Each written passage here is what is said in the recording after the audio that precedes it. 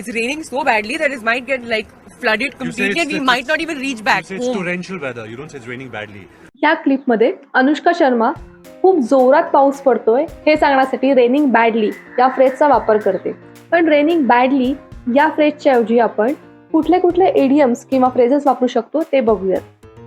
Raining quickly or heavily. It's raining cats and dogs. Coming down in buckets. Bucketing down. Rain is lashing down. Torrential rain.